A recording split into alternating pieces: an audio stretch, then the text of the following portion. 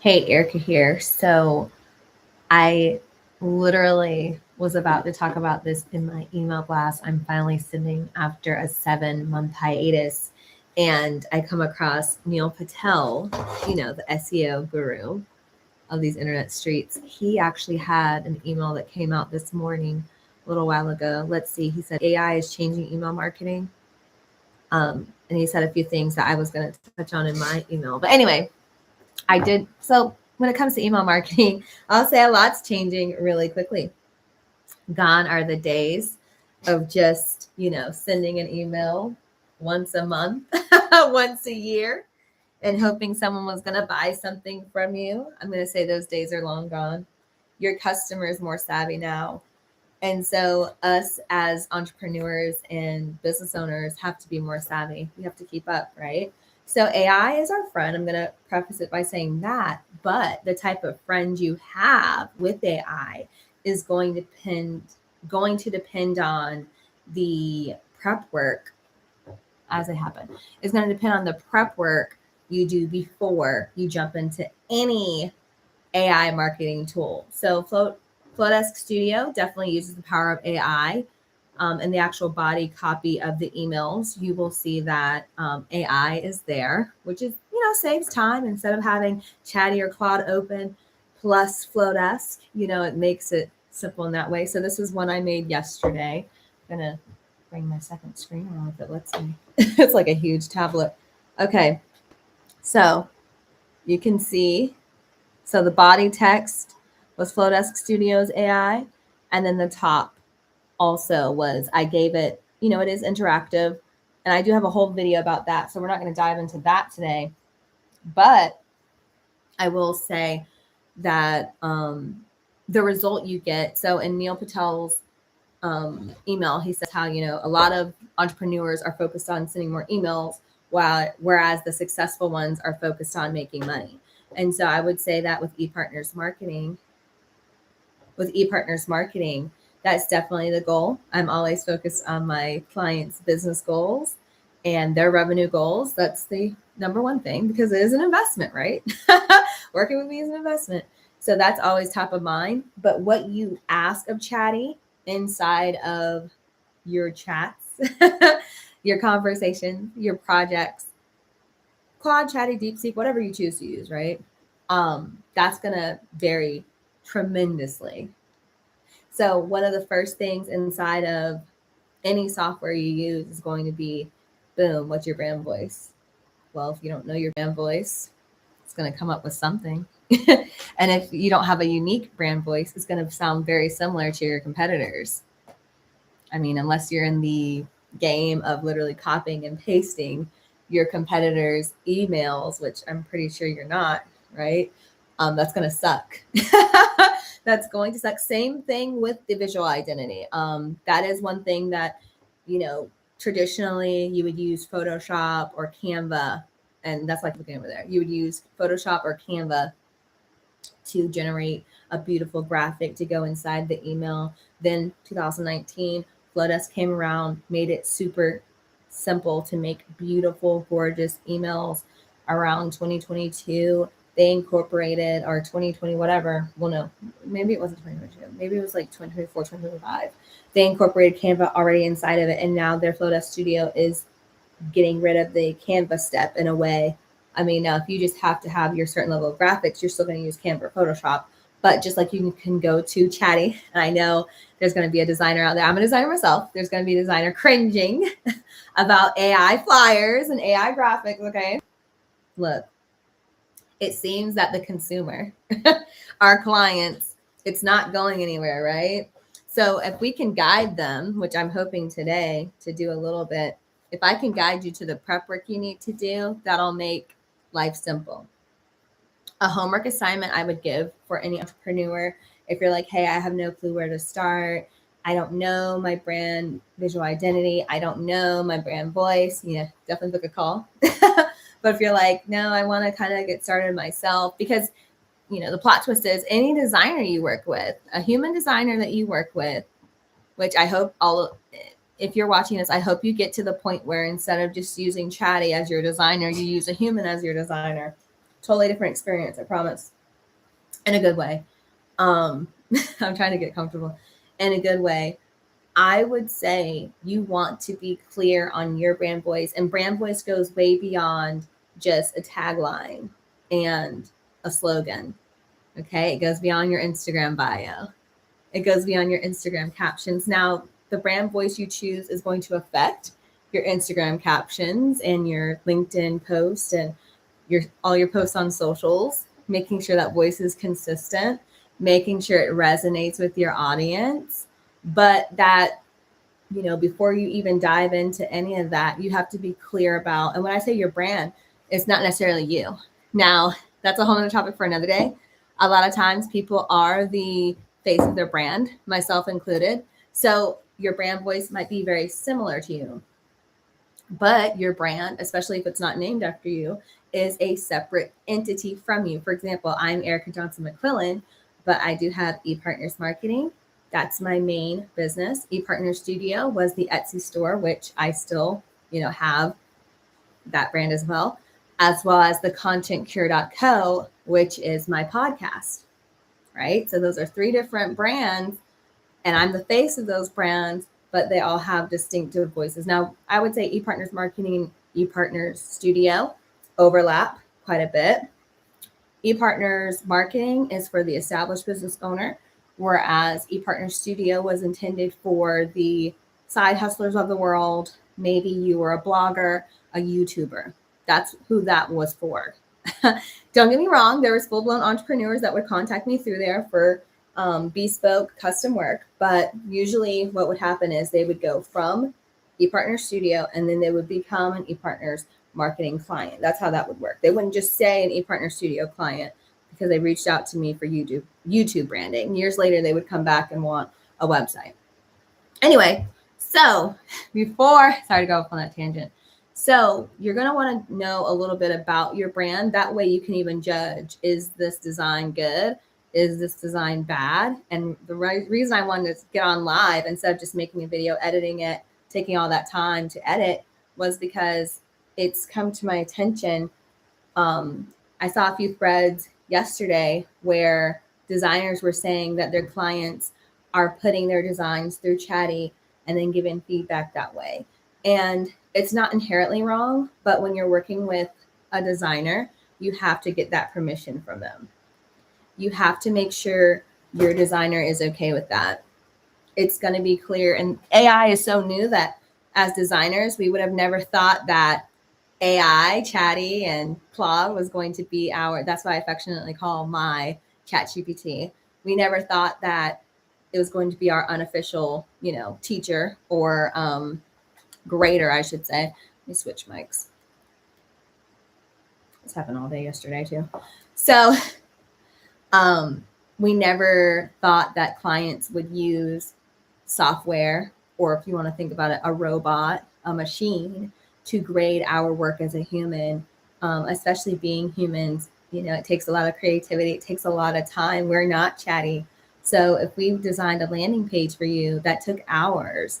If we designed a flyer for you, that took an hour, if not more, especially if you wanted a double-sided one. Okay.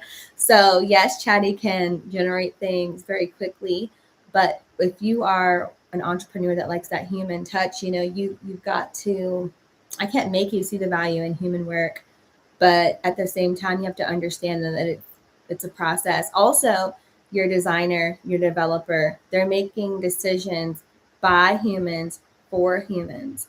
If you reached out to them to work with you, that means you saw something about their work attracted you, right? So why would you then not trust their judgment? There's a reason that they are who they are and that they've worked with who they've worked with, right? So I go off on tangents all the time, but that was important. I did want to say that. So with that being said, AI in the email marketing age, it's okay for you to brainstorm with AI. And then when you're discussing it with your email marketer, designer, developer, to bring up and say, hey, I was talking with Chatty and it was saying, let's implement these things. But I do want to set the parameters that what you're working on with Chatty is going to be totally different than how your designer, developer, email marketer uses Chatty And I'll talk about it for just a few seconds or a few moments, or that's what this whole thing was about. So if you just tell Chatty, make my email marketing, it's going to give you some email marketing, but you need to, add a little bit more meat and potatoes. And yes, if you're watching this, you probably have given a little bit more meat and potatoes. By now, it probably does know a lot about you. Even though you might not have a formal branding guide, it probably does know quite a bit about your industry, quite a bit about your customers, and about the interactions you have with your customers. But again, you want to make sure, which role do you want your friend, aka Chatty, which email marketer are they going to be, or are they going to be an email marketer at all? Are you talking to them as a copywriter? Are you talking to them as a sales copywriter? Are you talking to them as an email marketer? Are you talking to them as an email marketer in your specific industry? Are you talking to them as a successful email marketer in your industry? See how that just changed? See, there's levels to this. Are you speaking to them as an email marketing professional expert with X amount of years of experience in your industry that specializes in high growth for X, Y, and Z? Totally different results. Totally different results. Now, even though I just told you that, right? You could run with that, what I just told you. But now here's the catch-22. Let's say you run off with what I just told you, and then you come back a week later and say, oh, that didn't work. Well, a rebrand is not an overnight thing. You'd have to be honest with Chatty about where you actually are right now and what you've actually been sending to your clients.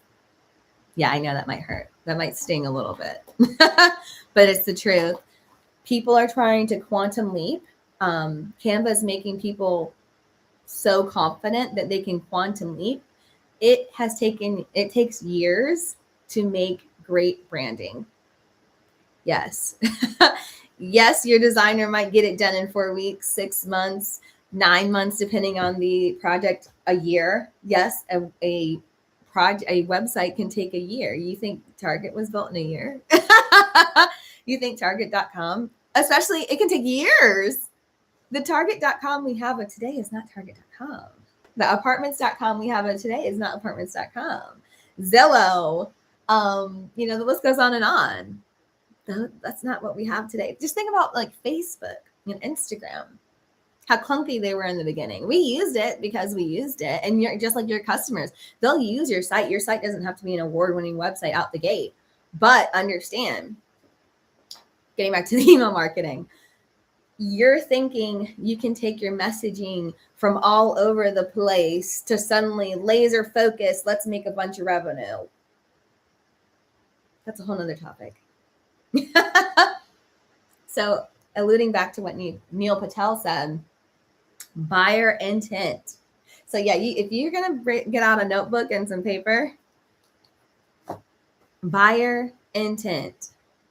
You can have Chatty be the marketing expert in your industry, but if it has messaging that's speaking to a completely different buyer intent than what they're writing for, no increase in sales. Yeah, amazing emails, just not for your brand. Along with buyer intent along with buyer intent. So again, we're talking their level of awareness. Are they problem aware? Are they product aware? Are they problem and product aware? Are they actively looking for solutions to their problem? Are they looking for their problem and it's like their hair is on fire, right? How urgent is it for them? And that's why in email marketing, segmentation is so important. Sending the same message blankly to everyone. Ask me how I know.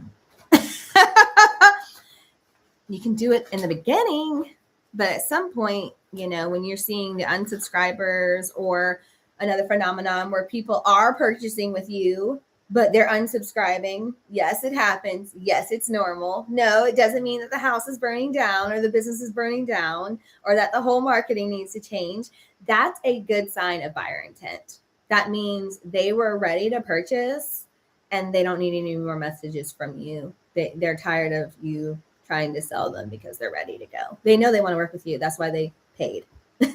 And also when they pay, like they're buying the highest package. Yeah, I've seen it. I've seen it with my real client projects. If you want to know more about that, we can dive into that a little bit.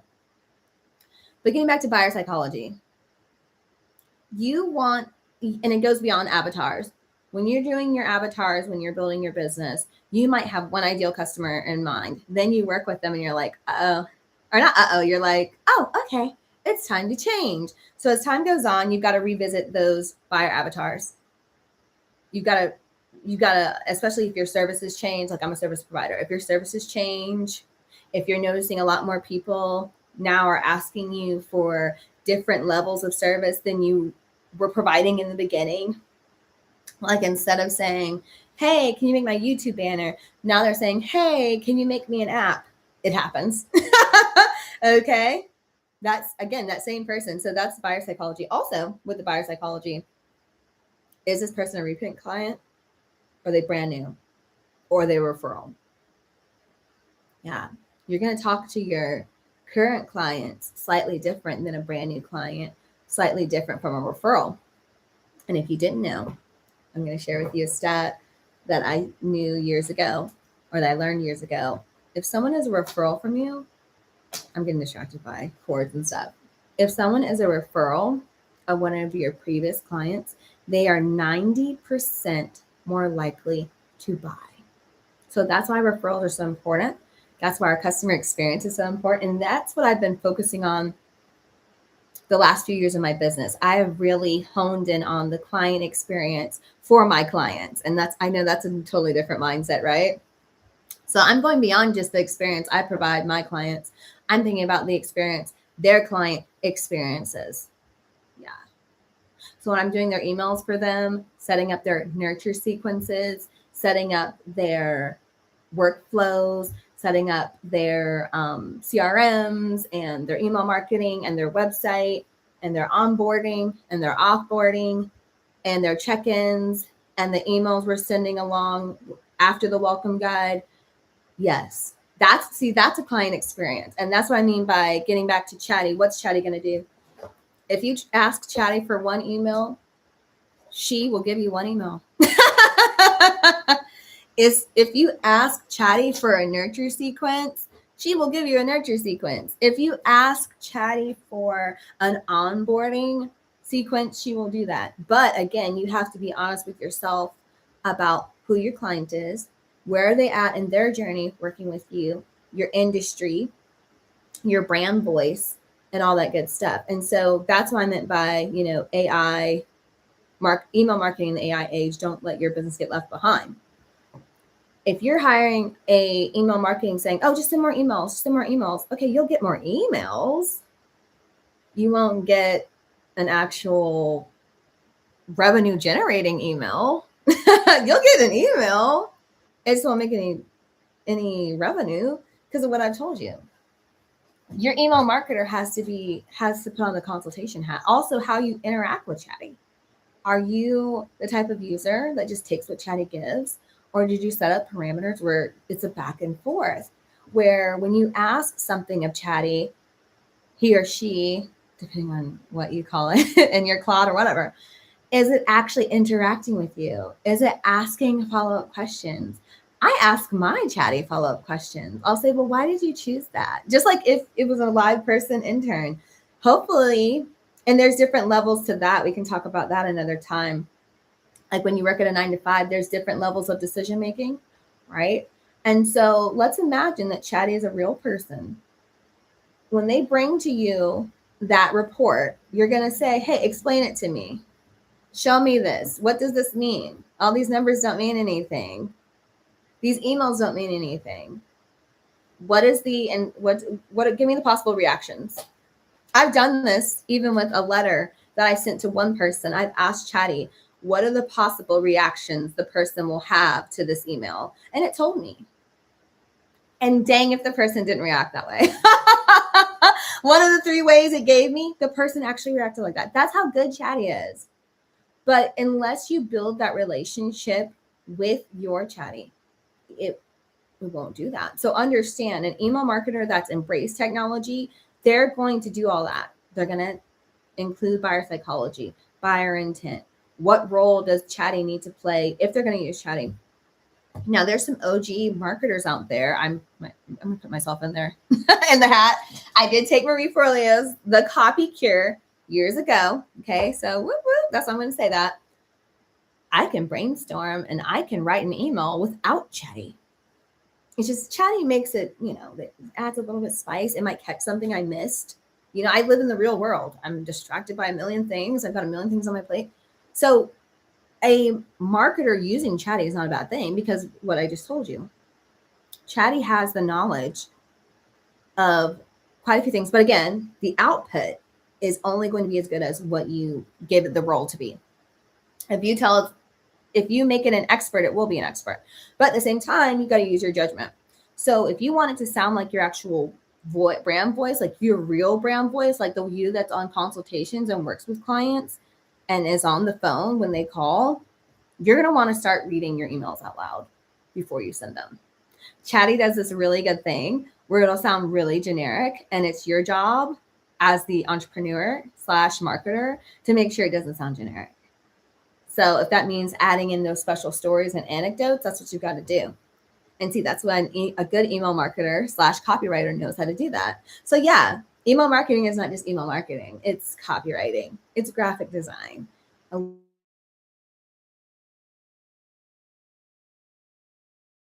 Marketer is so important. And that is the difference between just an email versus a money generating email.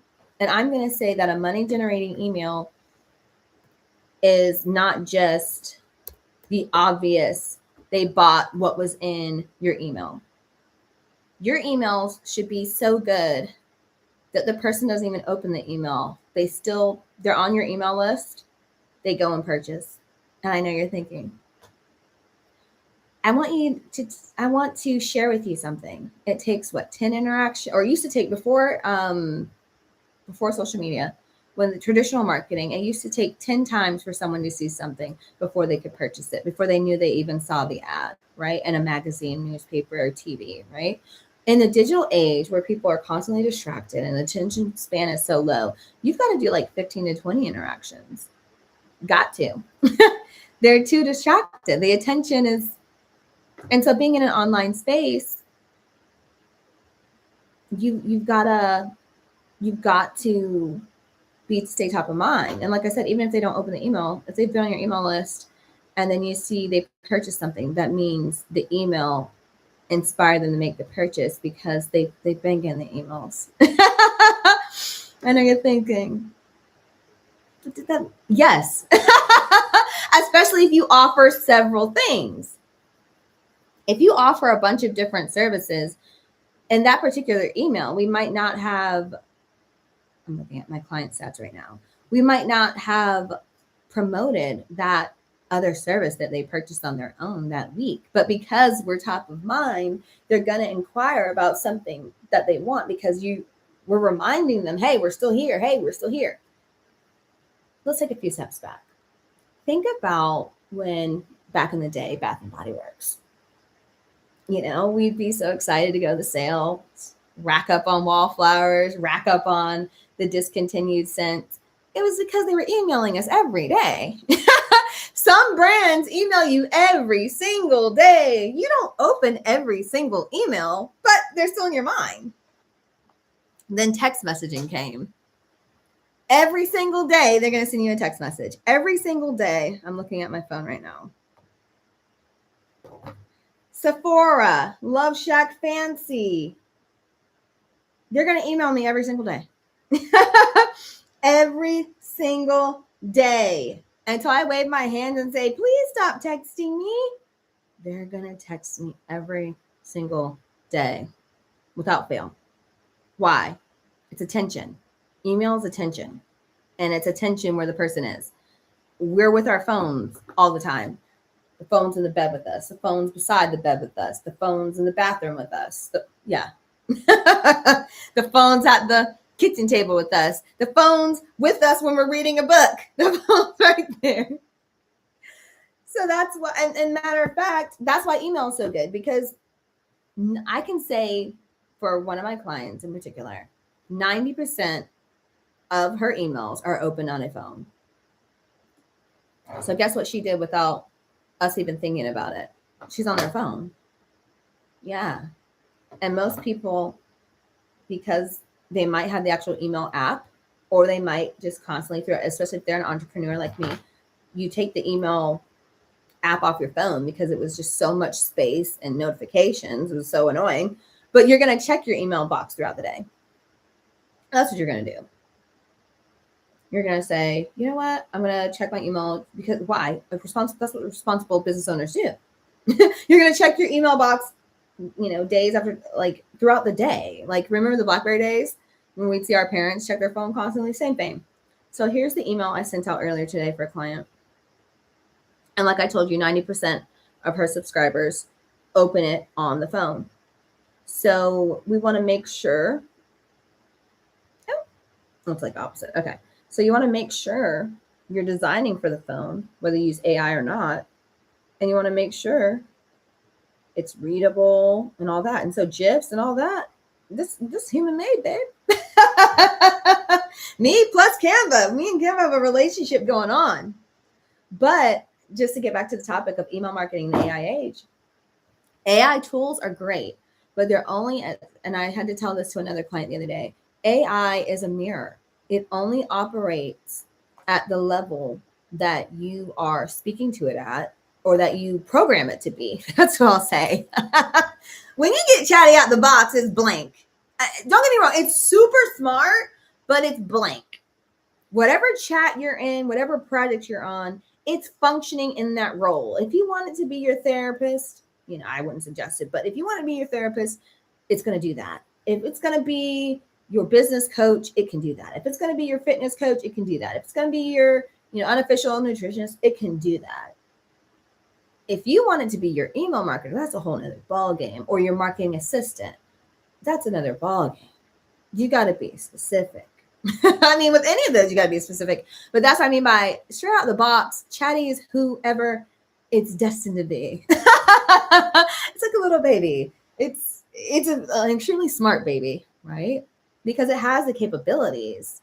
And the cool thing is, yes, we can give it lots of information about our brand. We can give it lots of articles. And I think inside of Claude, they call it artifacts. You can bring it up to speed on your specific brand and your specific style and your specific, methodology and all that. But again, it's only going to be as good as you make it. So if you want it to be an email marketer, it can do that. But if you want it to be a revenue generating email copywriter, that's a different person. Now they might be the same, but I would say this. I'd say the right out the box Chatty email marketer is going to be the marketing intern. If you want it to be the Laura of Talking Shrimp email copywriter of the world, that's going to take time. It's going to take time. And I guess I'll do another, part about, in the email. So that's just today I've just focused on the role that you want it to play. I haven't even gotten to the meat and potatoes of the actual email structure and things like that. Why? That's what email marketers are for. And I do offer email marketing. Chatty, again, great, highly intelligent. But again, if you're just saying write an email, it will do that. But when you're ready to make some money, you've got to tell it a few different things. So, but yeah, I was working on something, got distracted by his email, trying to make sure I stepped on all the points that he was talking about. Yeah, so saying personalization is moving beyond audience segments. That's correct. Making email automation smarter. Okay. What delivery looks like in an AI-driven inbox. So making email automation smarter. So, I mean, inside of Dubsado and CRMs, automation for emails has already been there. Not quite sure what he's talking about there, being completely honest, what he means by the automation, because I mean, inside of Flowdesk and MailChimp, you can automate, quote unquote, automate. So I don't know what he's talking about when he says that. Like what, a lot of these, bro marketers, they make it seem like they're talking about something magical and groundbreaking. It's like, hey, dude, we've had email automation for a long time. The framework, what delivery looks like in an AI-driven inbox. So he's probably saying that you have to watch out with your preview text and your subject line. because maybe certain email boxes, certain email providers are flagging AI generated content. So that is good to know. And I know that there is some tools that you can use if you do use Chatty for your email copy, that you can run it through to remove all the encrypted Chatty, code, something like that. What else? The framework leading brands are using to increase revenue, not just email volume. So I've told you what they're doing.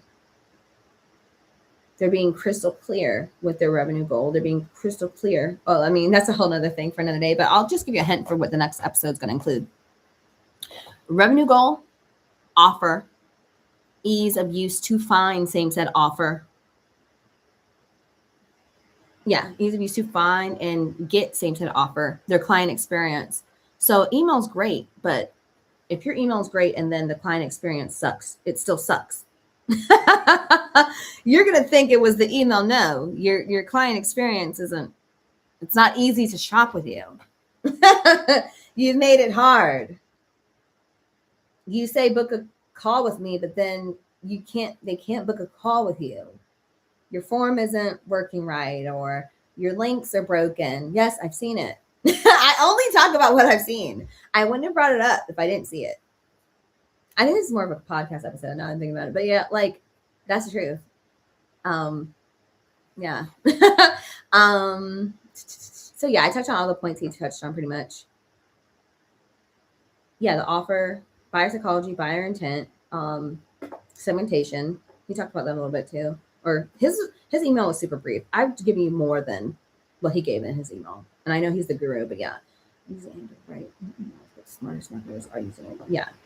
Generating more revenue. That's true. And you have to,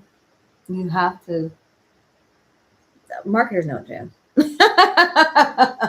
They know how to speak to it too. And especially if you're like me, where you've built so much rapport with Chatty, that Chatty suggests things to us. If we ever have a moment where we're like, oh my God, I need X, Y, and Z, Chatty says, okay, great, let's do it. Let's do it. And, let's turn this ship around. And it's amazing how it has turned the ship around. But again, it's taken years of rapport with Chatty. I mean, probably with Claude too. And yeah, like literally, as the brand voice has changed for one of my clients in particular, emails have changed. Yeah. Not every email is buy me, buy something, buy. Because you've got to have a balance. That's what good email marketers know as well. You've got to have a balance. And it can't be a newsletter all the time. Like, it's repetitive, because people can find news quickly. They don't necessarily want news all the time. But it's finding that balance. That's what a good email marketer does. They find that balance. It's not always sell me, buy. No. And then it's not always 5 ways to X, Y, and Z. People, they graduate from college and they never want to go to college again unless they want to get a master's or a doctorate, those special people in the world. But beyond them, no, don't get me wrong. You see my houses, you see I've got books everywhere. I was reading a book last night before I fell asleep. But when it comes to email marketing, what they choose to read, that's what I'll say. A good email marketer, when someone opens your email, they're smiling on the other side of the screen. Marketing is all emotions. And that's why the psychology, the buyer psychology, and buyer intent is so important, right? But branding as a whole, getting back to branding is a feeling. Branding is not the pretty little colors and the logo and the color palette and the fonts. It's a feeling. How do they feel when they see your website? How do they feel when they see you out and about with your shirt with the logo? Maybe you have it across your shirt, or maybe you have just a little logo here. They recognize, okay, that's a person from that business. That's a representative from that business. Think about how you feel when you go in Chick-fil-A. Think about how you feel when you go in Cava, or you go in Ross. I used to work at Ross years ago. Or you go in Costco. I mean, Costco, they don't wear uniforms, but you get what I'm saying. For me, Costco is very stressful. Think about how you feel when you go in the Louis Vuitton store. I know I've used the Louis Vuitton store so much in my marketing over the years, but I'll say Louis Vuitton store, definitely you feel welcomed. You feel taken care of, catered to. That's why the price point matches. When you go in the Apple store, you are free to explore and someone's there to help you one-on-one. It's not, and I think they do wear a logo. Best Buy, they're nice, they're helpful, they're patient. Chick-fil-A, they're very nice. My Pleasure, whatever. They're nice. Publix, they're nice. Think about, and that was intentional. People at corporate focus on that. And I'm thinking, I would love to take a field trip to Chick-fil-A's corporate. I have to contact someone that knows someone that works there to take a cute little field trip and be like, oh, when I grow up one day, I would love to, have this magnitude of a team, because that's a team. That's a team right there. They have a huge headquarters in Atlanta, which is 4 hours away from where I live. But anyway, branding is a feeling. It's a feeling. How do you want that person to feel? Do you want them to feel heard, accepted, understood, welcome, invited, warm and fuzzy, happy, excited? Those are all the feelings that go into branding when you're coming up with your brand voice, coming up with your brand colors, the visuals, the brand messaging. That's what I meant to get to. Brand messaging is huge. You can have an amazing looking brand, but if the messaging doesn't match or doesn't give that intended feeling, that's when there's a disconnect. You might come across, and it's time to change if you're not attracting the customers that you enjoy working with. That's a wake-up call. If you're realizing, wait, I'm getting a whole bunch of business, but they're not happy, I'm not happy, that's a mismatch in the branding. And so we don't want people to suffer, and we don't want to suffer either. We don't want to be doing their website like, oh my God, do their website. We don't want that. Not in 2026. So anyway, yeah, I know I probably went all over the place. And I would say that that's important to email marketing. Your brand messaging, your client journey is going to affect your email marketing, and vice versa. If your email marketing makes it seem like it is easy to work with you, easy to shop with you, you have your process together, and then in reality, working with you, it's all over the place and it's not organized, it's not going to be an enjoyable experience, sadly. So we don't want that. We want happy experiences.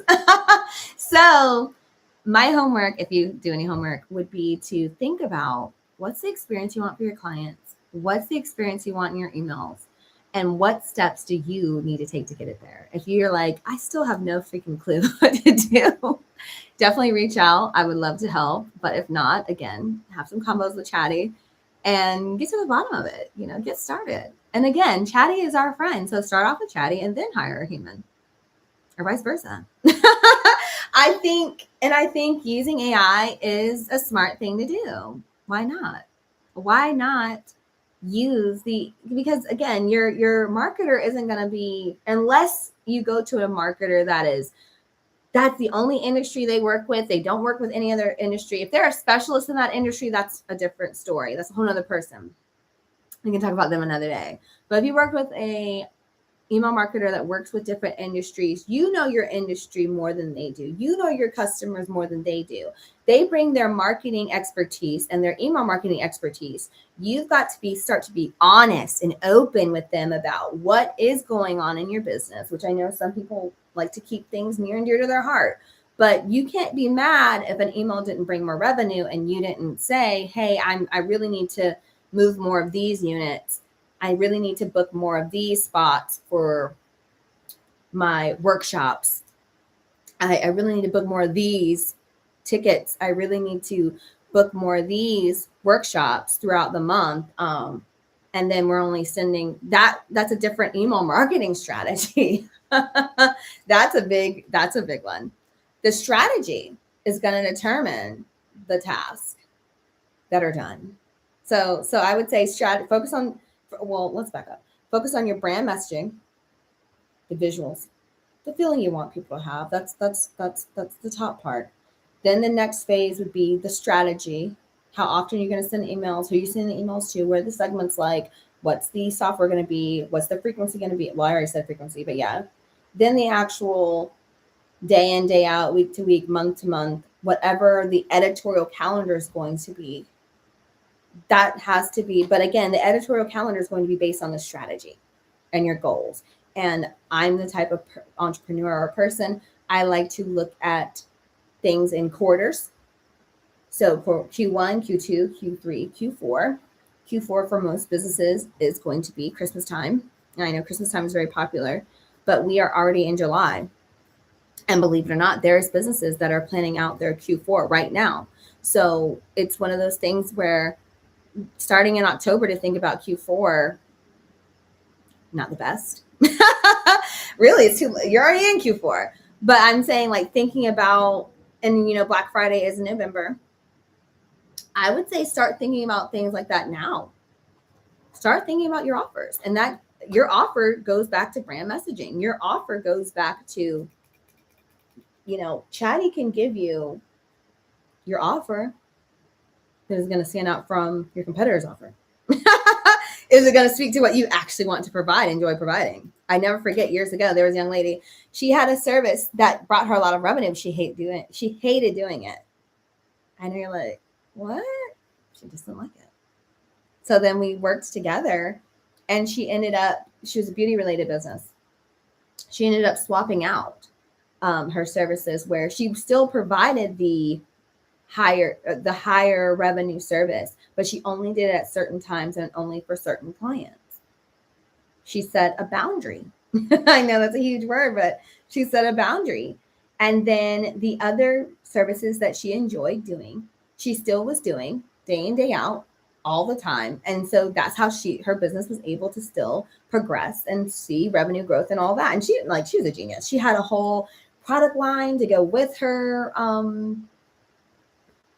spa and all that good stuff. And she was great. I haven't talked to her in years. But anyways, I know she's probably doing great things. She was when I worked with her, she was on the verge of getting featured in Nordstrom. Nordstrom had a program where they were featuring different product-based businesses.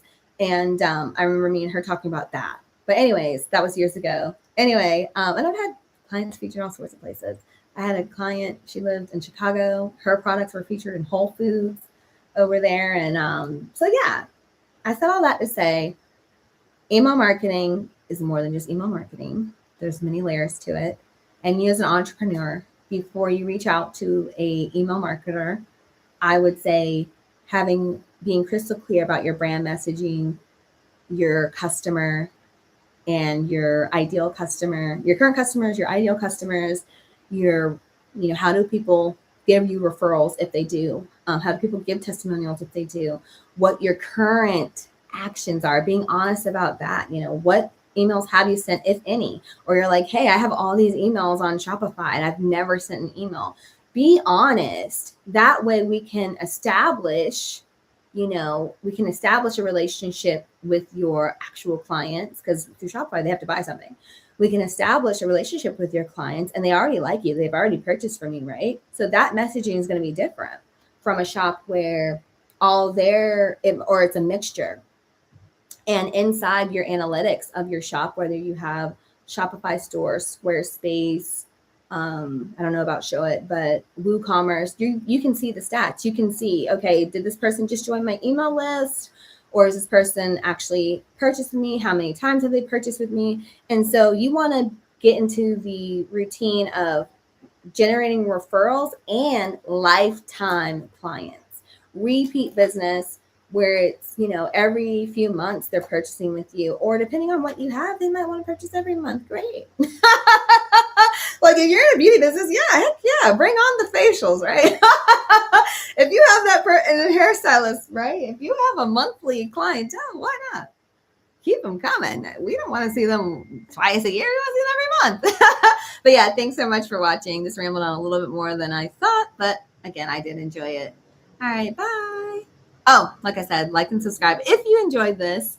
And if you have any questions, leave them below. I'd love to hear your questions because I know I did, verbal vomit quite a bit of stuff. But I hope that this does get you clear on how AI is our friend with email marketing and how, depending on how you speak to it, it can give you completely different results. All right, bye-bye.